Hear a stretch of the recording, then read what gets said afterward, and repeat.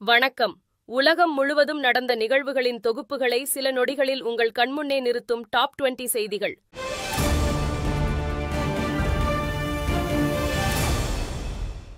$58 கோடி மதிப்பீட்டில் கட்டப்பட்டுள்ள முடிவுற்ற 3 திட்டப்பணிகளை சென்னை தலைமை செயலகத்தில் இருந்து காணொலி வாயிலாக முதலமைச்சர் மு.க.ஸ்டாலின் திறந்து வைத்தார்.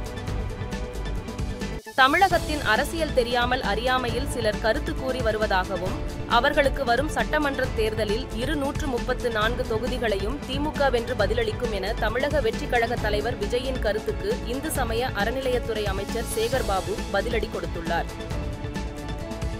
சென்னை கடற்கரை செங்கல்பட்டு இடையே பராமரிப்பு பணிகள் மேற்கொள்ள இருப்பதால் வரும் திங்கள் முதல் 125 மின்சார ரயில் சேவையில் மாற்றம் செய்யப்பட்டுள்ளதாக தெற்கு ரயில்வே அறிவித்துள்ளது. சென்னையில் நேற்று நடைபெற்ற எல்லோருக்குமான தலைவர் அம்பேத்கர் நூல் வெளியீட்டு விழாவில் விசிக துணை பொதுச் செயலாளர் ஆதவ் அர்ஜுனா திமுகவை விமர்சித்து பேசியது அவரது தனிப்பட்ட கருத்தாக இருந்தாலும் அது குறித்து ஆலோசித்து முடிவெடுக்கப்படும் என விசிக தலைவர் திருமாவளவன் கூறியுள்ளார். முப்படை வீரர்களின் தியாகத் திருநாளையொட்டி முதலமைச்சர் மு.க.ஸ்டாலின் வெளியிட்டுள்ள அறிக்கையில், எத்தகைய துன்பம் வந்தாலும் சிறிதும் அஞ்சாமல் தங்கள் கடமையே பெரிதென்று எண்ணி முப்படை வீரர்கள் பணியாற்றுவதாக தெரிவித்துள்ளார். பெங்களூரு சென்னை இடையே இயக்கப்படும் சதாப்தி ரயில்களின் வேகத்தை மணிக்கு 130 கிலோமீட்டர் வேகத்தில் இயக்க தென்மேற்கு ரயில்வே முடிவு செய்துள்ளது. எல்லை தாண்டி மீன்பிடித்ததாக கூறி இலங்கை கடற்படையால் கைது செய்யப்பட்ட ராமேஸ்வரம் மீனவர்கள் 14 பேரை உடனடியாக விடுதலை செய்ய வலியுறுத்தி மீனவர்களின் உறவினர்கள் தங்கச்சி மடத்தில் போராட்டத்தில் ஈடுபட்டனர்.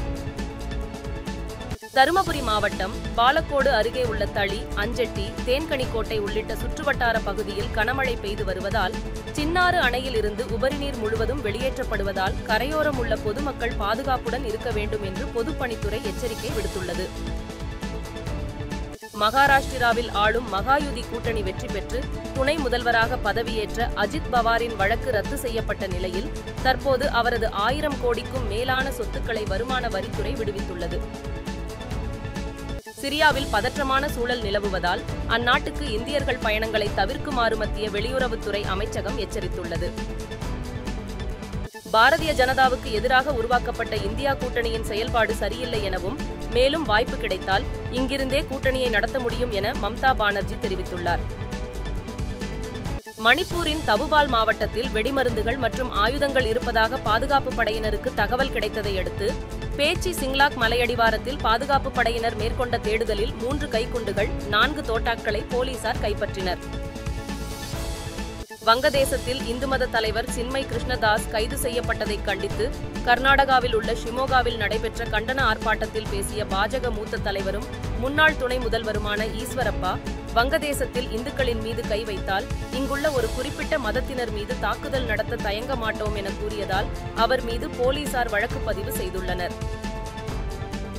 தென் அமெரிக்க நாடான மெக்சிகோவில் பாரம்பரிய காம்போ மத சடங்கில் பங்கேற்ற 33 வயது நடிகை மார்செலா தவளை விஷம் தாக்கி பரிதாபமாக உயிரிழந்துள்ளது அதிர்ச்சியை ஏற்படுத்தியுள்ளது. அமெரிக்கா குடியரசுத் தேர்தலில் ட்ரம்ப் வெற்றி பெற $270 மில்லியன் வழங்கியதாக எலான் மஸ்க் தெரிவித்துள்ளார்.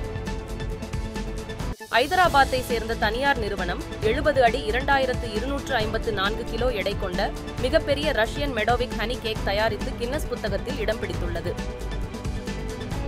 அடுத்த ஆண்டு ஜனவரி 12 முதல் 26 வரை நடைபெறவுள்ள ஆஸ்திரேலிய ஓபன் டென்னிஸ் தொடரில் இந்திய வீரர் சுமித் நாகல் நேரடியாக தகுதி பெற்றுள்ளார்.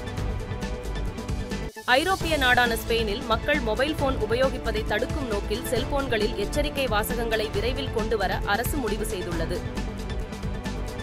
பிரிக்ஸ் உறுப்பு நாடுகளுக்கு 100% வரி விதிப்பு என அமெரிக்க அதிபராக உள்ள ட்ரம்ப் விடுத்த எச்சரிக்கையை அடுத்து டாலருக்கு மாற்றாக எந்த நாணயத்தையும் சர்வதேச வர்த்தகத்துக்கு பயன்படுத்தும் திட்டமில்லை என இந்திய ரிசர்வ் வங்கி ஆளுநர் திட்டவட்டமாக தெரிவித்துள்ளார்.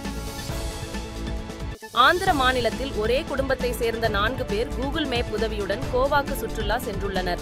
அப்போது திடீரென கூகுள் மேப்பில் கோளாறு ஏற்பட்டு பெலகாவி மாவட்டத்தில் உள்ள மதிகுஞ்சி வனப்பகுதியில் சிக்கி தவித்தவர்களை போலீசார் பத்திரமாக மீட்டுள்ளனர்.